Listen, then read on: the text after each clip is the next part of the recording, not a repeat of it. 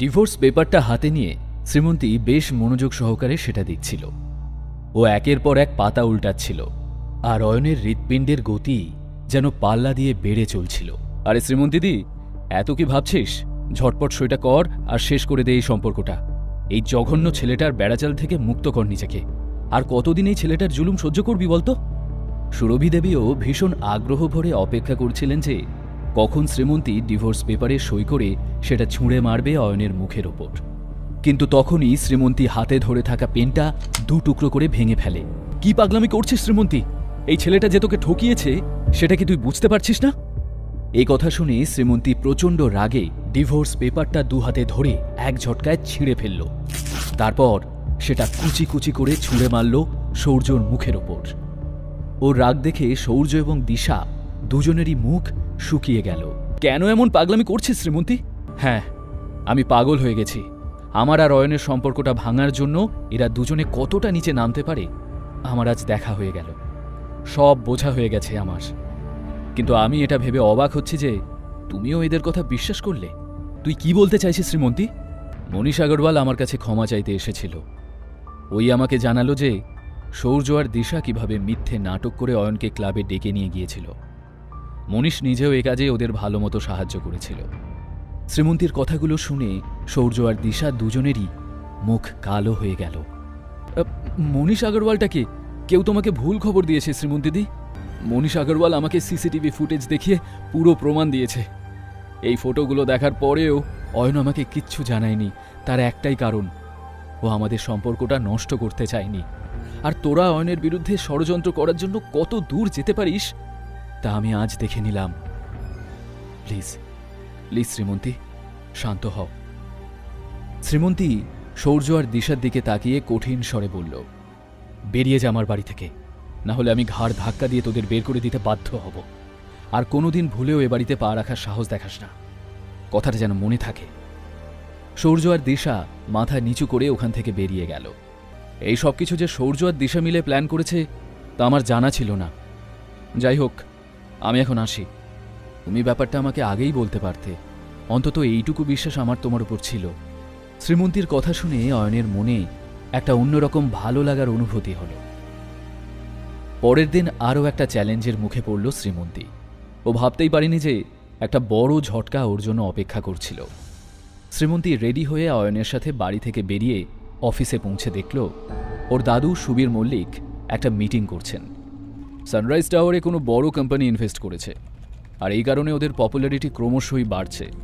বড় বড় বিজনেসম্যানরা ওই প্রজেক্টটা টেক ওভার করতে চাইছে। আমি চাই যেভাবেই হোক আমাদের কোম্পানির আন্ডারে যেন এই প্রজেক্টটা আসে।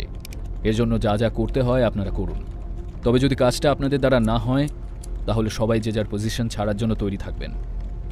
যে এই ডিলটা ক্র্যাক করতে পারবে তাকে উপহারস্বরূপ শহরের বাইরে আমাদের নতুন 6 তলা অ্যাপার্টমেন্টটা দেওয়া হবে। ঠিক তখনই সৌর্য কিছু একটা ভেবে বলল, বেস্ট ইঞ্জিনিয়ারদের টিমটা শ্রীমন্তীর বাবা সমর আঙ্কেলের আন্ডারে আছে, কিন্তু উনি তো এখন হসপিটালে। আমার মতে ওই টিমটা যদি আমাকে হ্যান্ডওভার করা হয় তাহলে আমি কনফিডেন্ট যে প্রজেক্টটা আমি নিশ্চয়ই পেয়ে যাব। কিন্তু এমনিতেই বাবার কাছ থেকে অনেক কিছু কেড়ে নেওয়া হয়েছে।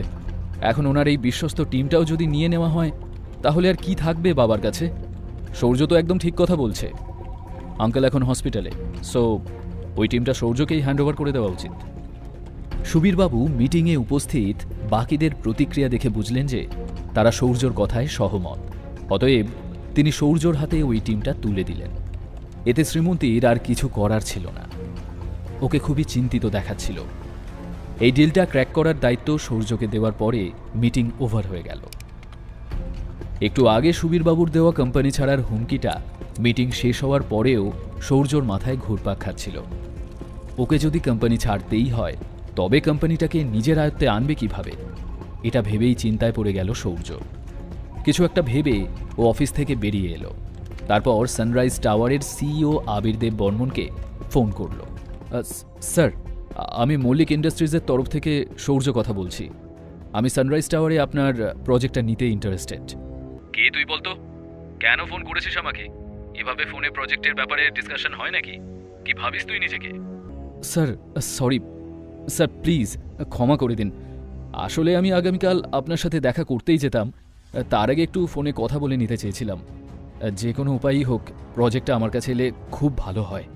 আচ্ছা, যে কোনো উপায়? তুই আমাকে থ্রেট দিয়ে কাজ হাসিল করতে চাইছিস? ঠিক আছে, আয় তুই কাল আমার অফিসে। বিরাট প্রেস কনফারেন্সের আয়োজন করে রেখেছি আমি। ওখানেই আমি তোর আর তোর কোম্পানির মান সম্মান যদি ধুলোয় না মিশিয়ে দিতে পেরেছি, তো আমিও আবির দেব বর্মন নই। এরপর থেকে আর কখনোই ফোনে কোনো ডিল করার কথা স্বপ্নেও ভাববি না। হে ভগবান, এ আমি কি করে ফেললাম? এখন আমি ওখানে যাব কিভাবে?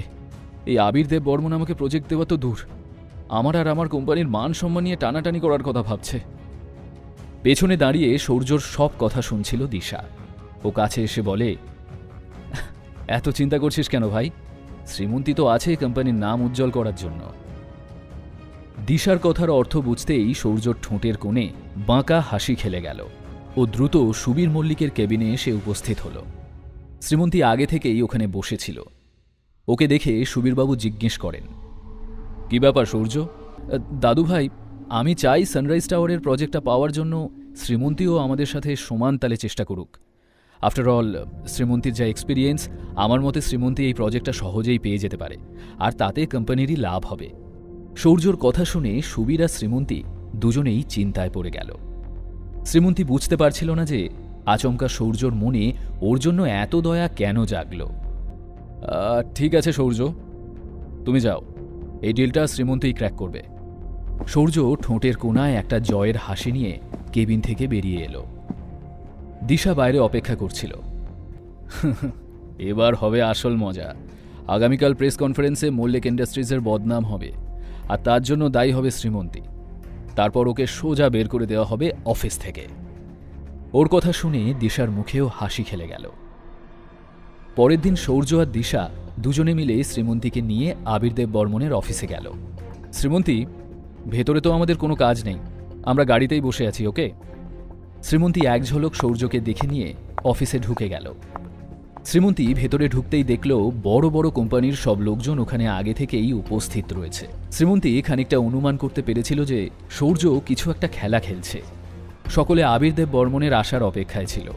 শ্রীমন্তীও তাই এগিয়ে গিয়ে নিজের জায়গায় বসল। ঠিক তখনই আবির দেব বর্মন এসে উপস্থিত হল।